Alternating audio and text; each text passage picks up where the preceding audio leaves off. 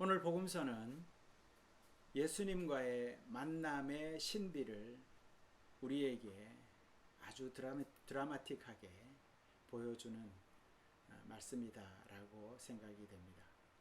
오늘 21절, 22절을 보면 이렇게 기록되어 있습니다. 제가 읽어보겠습니다. 예수께서 거기에서 떠나서 두로와 시돈 지방으로 가셨다. 마침 가나안 여자 한 사람이 그 지방에서 나와서 외쳐 말하였다. 다윗의 자손이신 주님, 나를 불쌍히 여겨 주십시오. 내 딸이 귀신이 들려 괴로워하고 있습니다.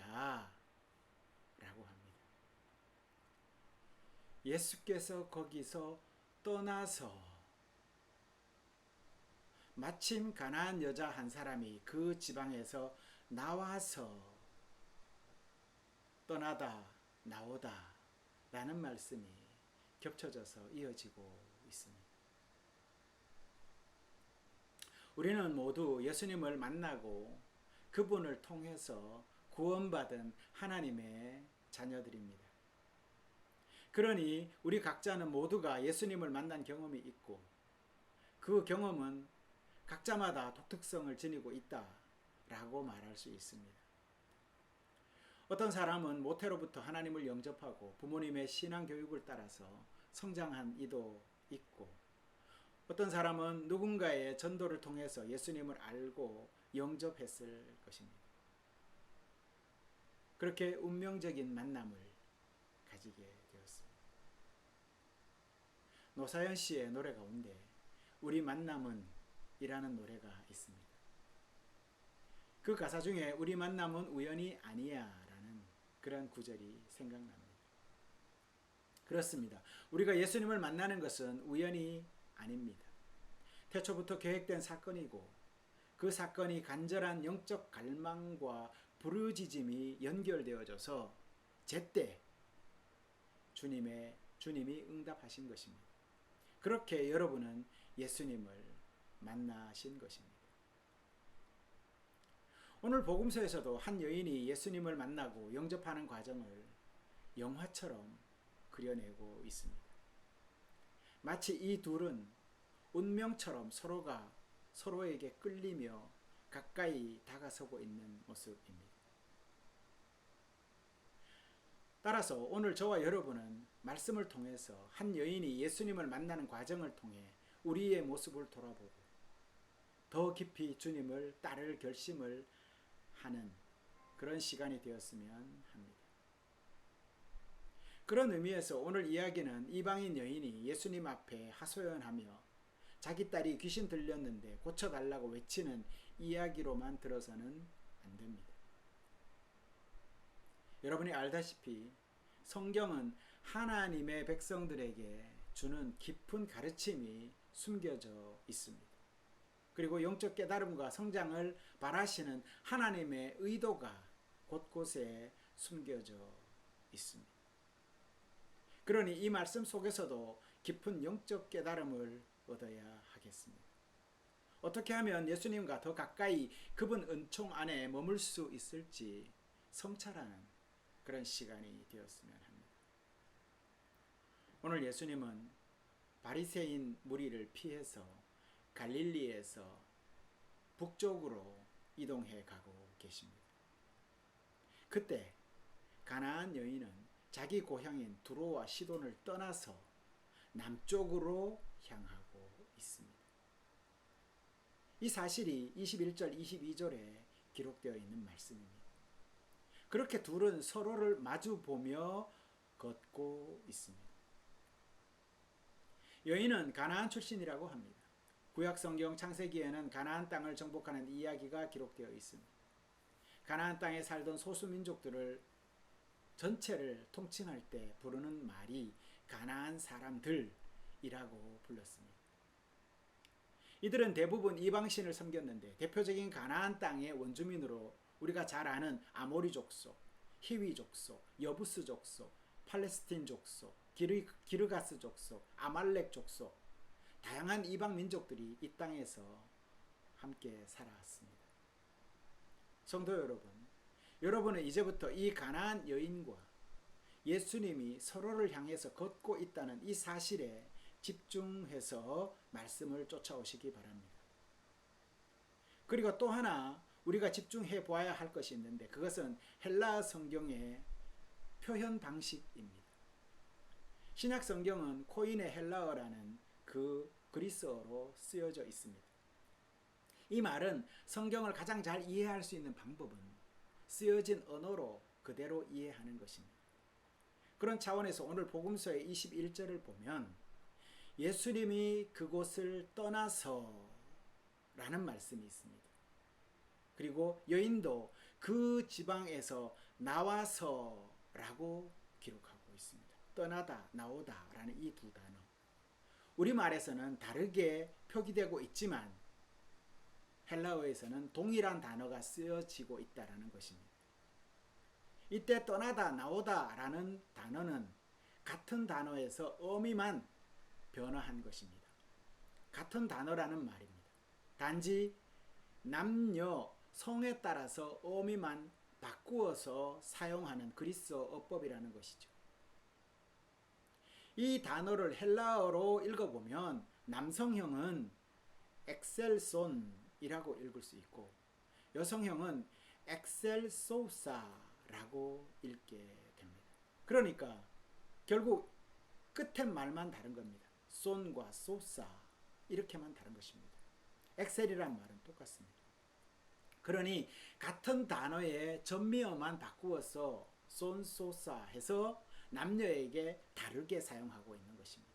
하지만 우리 한글에서는 완전히 다른 표기로 적혀져 있지. 이 표현이 21절과 22절에 있는 내용입니다. 그러니 예수님도 여인도 떠나다 라는 공통된 행동을 강하게 표시하고 있는 것을 우리는 볼 수가 있습니다. 떠났다.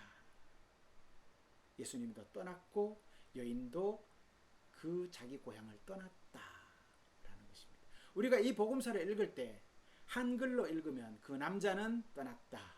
그리고 그 여자도 떠났다라고 보는 것입니다. 이 둘의 공통점이 떠나다라는 단어로 연결되어 있다는 것.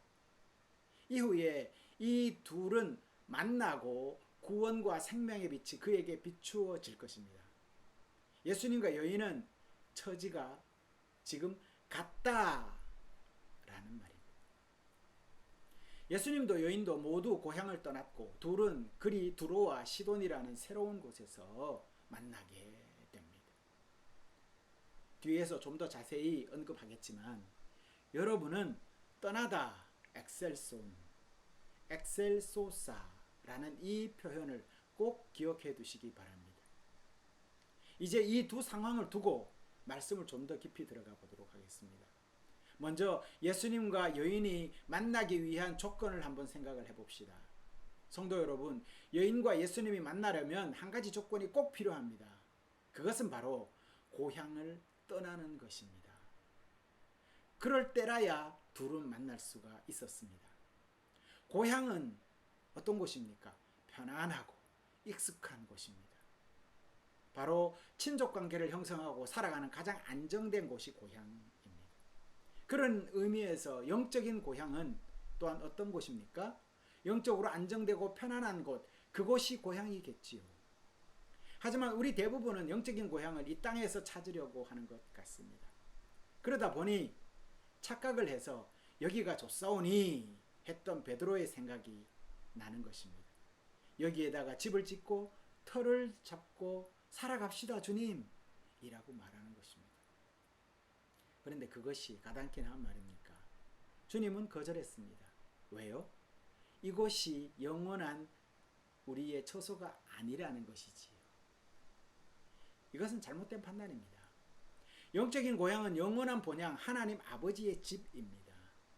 그 사실을 잊지 마시기 바랍니다. 만약 여러분이 이 땅에서 영적인 평화를 경험한다면 그것은 내면의 성령님이 여러분과 함께해서 하늘 평화를 지금 동일하게 경험하고 있기 때문에 그렇게 느끼는 것뿐입니다. 그러니 주님을 모신 어디나 하늘나라라는 이 찬송은 영적인 의미에서 하나님 나라가 지금 내 안에 임재하고 있다라고 보는 것이지요. 여러분, 우리가 육적으로나 영적으로 편안하다고 느끼는 그곳을 고향이라고 한다면 우리의 본성을 한번 돌아봐야 할 것 같습니다. 우리의 본성은 이기적이고 조금만 편해지면 그곳에 안주하려고 합니다. 아브라함도 이런 유혹에 계속 도전을 받았지만 주님은 계속 갈 바를 알지 못하지만 떠나라 떠나라 떠나라 해서 계속 떠돌이 생활만 했습니다. 그러니 고향은 정체되고 편안해서 편견과 아집으로 배타적인 태도만 쌓아가는, 그렇게 자연스럽게 쌓여갈 수밖에 없는 곳이 인간 욕정에 의해서 나타나는 고향의 모습이다 라는 것이지. 여러분, 고인물은 썩기 마련입니다. 그러니 성장을 위해서는 복음을 거부하고 편견과 독선으로 가득한 고향을 어떻게 해야 되겠습니까? 떠나야 합니다. 엑셀손, 엑셀소사. 그런 면에서 예수님을 만나는 과정이 고향을 떠나는 영적 여정이라는 것을 우리는 깨닫게 됩니다. 따라서 우리는 오늘 예수님과 이교도 여인이 각자 고향을 떠난 사실을 통해서 한 생명이 영적 구원에 이르는 과정을 바라보며 큰 은총을 받을 수 있기를 바랍니다. 성도 여러분, 왜 예수님은 이스라엘 땅을 떠나서 이방 땅 지역으로 물러나셨을까요? 또 가나안 여인은 왜 익숙한 자기 고향을 등지고 유대 지역으로 향했을까요? 그리고 어떻게 약속한 듯 딱 만날 수 있었을까요? 세상 사람들은 이 둘의 만남을 우연이라고 말을 할 겁니다. 그저 스쳐 지나가다 만난 사람에 불과하다고 여기겠지요. 하지만 신앙인의 눈에는 어떻게 보입니까? 두 사람의 만남은 우연이 아니라 필연입니다. 이 만남은 하나님께서 예정하신 것으로 보이는 것이지요. 왜 그리 봐야 할까요? 그 이유는 우리 사정을 누구보다 잘 아시는 예수님은 아버지께서 정해주신 정확한 시간과 때, 장소에 그 여인을 위한 당신 약속을 놓치지 않고 그를 구원하시기 위해 그 자리에 오셨기 때문입니다. 이런 일은 제자들이 풍랑을 만나서 죽을 위험에 처했을 때 한치의 오차도 없이 바다 위를 속히 걸어오셔서 그 제자들을 구해주셨던 그 때에, 마침 그 때에 주님께서 구해주셨던 그것을 기억해 보시면 잘 알 수가 있습니다. 이 모든 것은 아버지와의 기도 속에서 성부 하나님이 영적으로 일깨워 주신 일입니다. 그리고 예수님은 제때 물 위를 걸어와서 제자들을 구해 주십니다. 우리는 이것을 섭리 혹은 약속이라고 표현을 합니다. 이 섭리와 약속은 믿음이라는 터전 위에서만 이해되어지고 받아들여지기에 우리는 이것을 하나님의 신비라고 부르는 것입니다. 이 섭리의 신비는 그분 약속을 받아들이는 이들에게 열매로 드러나게 되지만 만약 그렇지 않은 이들에게는 아무런 변화도 일어나지 않는 것입니다. 복음서의 바리새파 사람들도 이 섭리를 온몸으로 거부한 것을 볼 수가 있습니다. 반면 가나안 여인은 어떻습니까? 그녀의 본성과 믿음과 갈망이 꽃을 피워 이방인임에도 불구하고 주님의 은혜의 빛 아래 반응했던 것을 우리는 알 수가 있습니다. 성도 여러분, 성경에는 늦게 된 자가 먼저 되고 먼저 된 자가 나중되는 이치가 있다라고 말씀을 합니다. 이런 경우가 아니겠습니까? 정해진 때 아니겠습니까? 여러분, 또한 하나님의 섭리가 여러분께 모두 임한 것을 믿어야 하겠습니다. 여러분은 하나님의 섭리가 임한 분들입니다. 그러니 하나님의 섭리와 약속을 믿음으로 받아들였기에 구원받은 하나님의 자녀가 된 것이지요. 이 사실을 여러분은 믿음으로 고백하고 잊어서는 안 되겠습니다. 따라서 여러분은 바리새인과 율법학자들처럼 독선적인 믿음, 난해한 성경 지식, 엄격한 율법 준수보다는 이방 여인처럼 고통을 있는 그대로 하나님 앞에, 그 하나님의 은혜 앞에 내려놓고 순종할 때에 하나님의 자비에 더 가까워진다는 것을 기억하십시오. 가나안 여인은 무거운 오명을 안고 살아온 사람입니다. 낙인이지요. 그들은 유대인이 아닙니다. 예수님 시대의 가나안은 현재 레바논 남부 지역쯤에 해당하는 곳입니다. 창세기에 따르면 가나안은 시돈의 조상의 고향이었다고 합니다. 가나안이란 이름은 원래 족장의 이름이었지만 나중에는 지명으로 불리게 되었습니다. 그래서 성경에 익숙한 사람들에게 가나안인이라는 단어는 유대인의 신념과 전통에는 반하는 민족들, 그래서 모두가 벌레보다 못한 족속들, 이런 선입견을 가지고 있는 민족입니다. 결국 유대인에게 있어서 가나안 사람들은 싸워야 할 대상이고 근절해야 할 대상으로 여겨졌던 것이죠.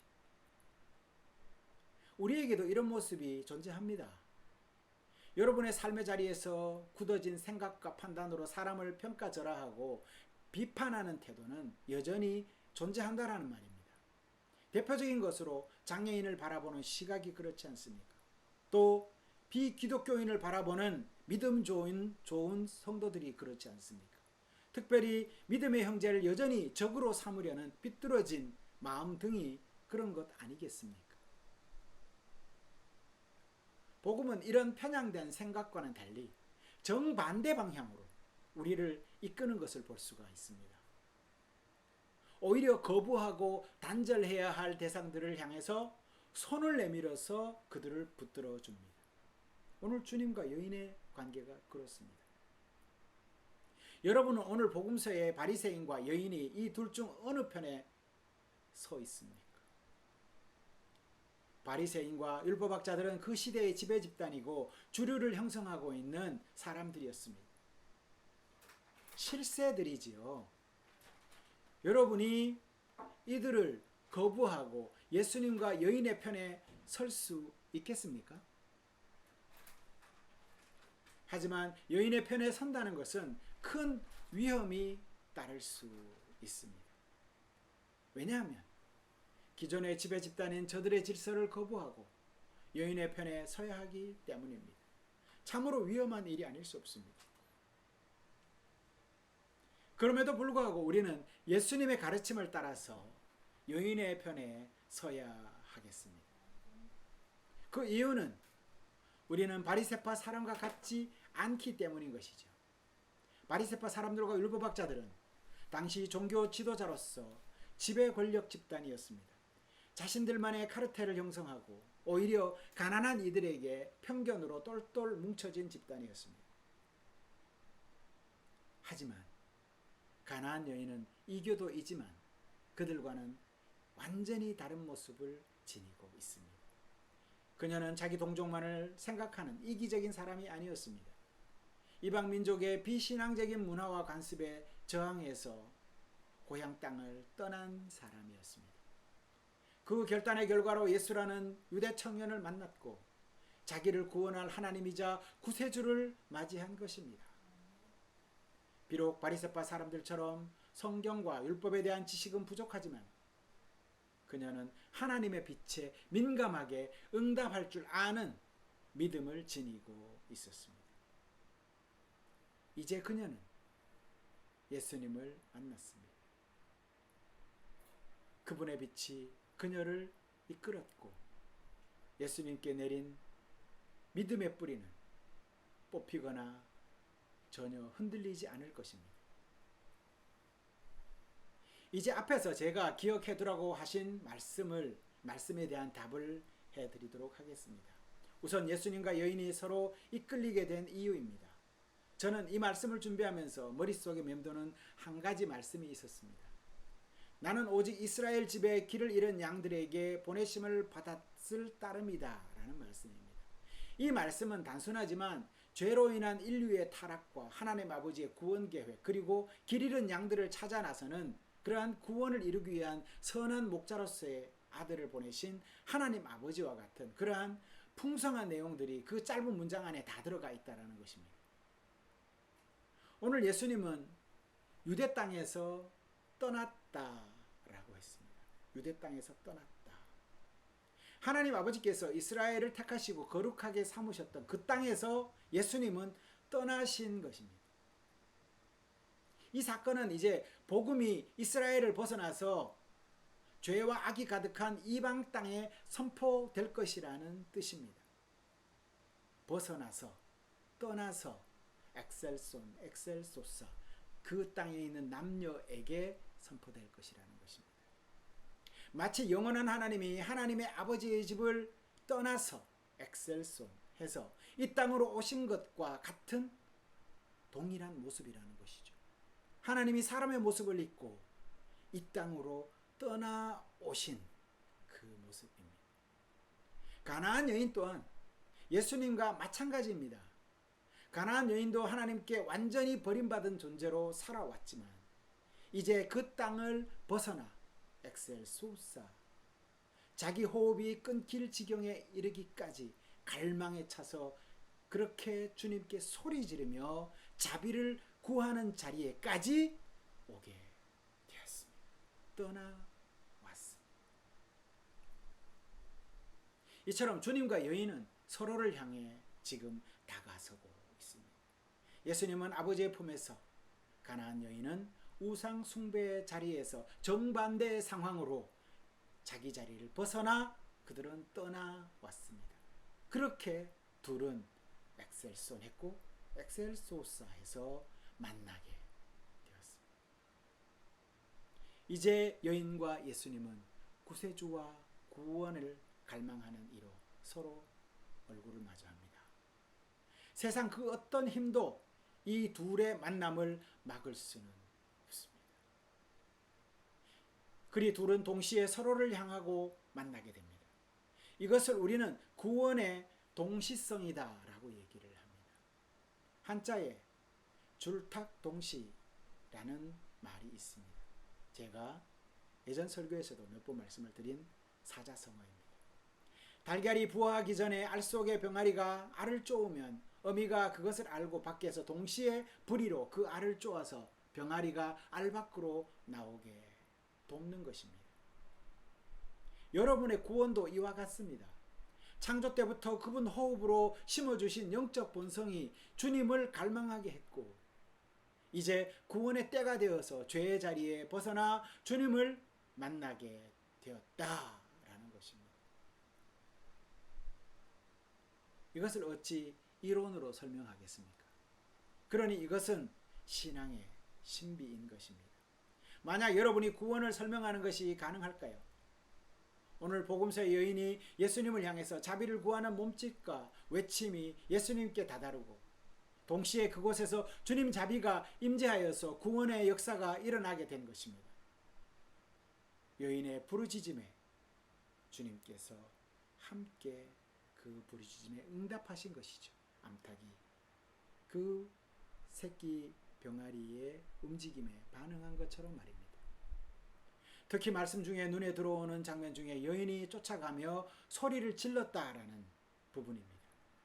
갈망이 얼마나 컸으면 그런 모습으로 주님께 달려갔을까요? 여러분은 이 장면을 상상해 보십시오.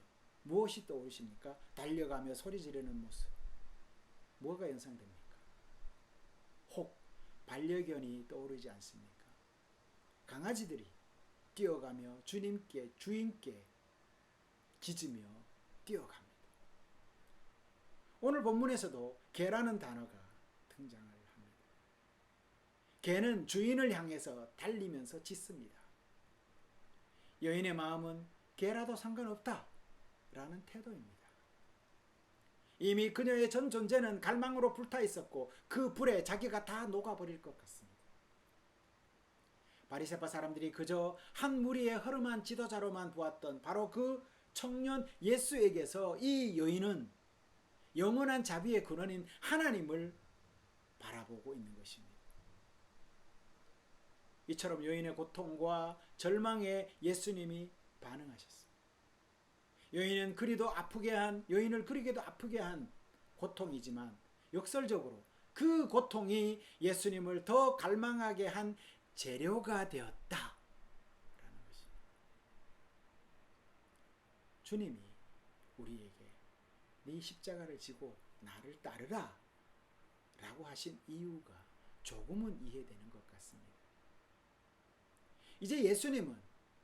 이제 여인은 과거의 우상 숭배에서 떠나서 예수님의 품으로 자신을 풍덩 집어 던집니다. 이처럼 성스러운 갈망은 우리 주변의 수많은 편견들을 뛰어넘을 힘이 되어 줍니다. 성도 여러분, 오늘 우리는 한 여인의 갈망이 예수 그리스도를 감동케 했고 그리 만남에 이르러서 결국 구원을 이루는 장면을 목격했습니다. 여러분 또한 이 여인을 본받아서 자기 삶의 자리가 하나님과 복음에 합당하지 않은 것들을 제거하고 그렇게 자기 자리에서 지금 자리에서 떠나야 하겠습니다. 그리 떠나서 그분 품에 머물 수 있기를 바랍니다. 그리하면 분명 사랑과 자비가 무한하신 주님께서 여러분을 사랑으로 품어주시고 평화로 이끌어 주실 것입니다. 그리 힘내어서 한 주간도 세상 속에서 살아가시는 모든 분들 되시기를 주님의 이름으로 부탁드립니다. 주님 평화가 여러분과 영원히 함께 하시기를 바랍니다. 기도하겠습니다.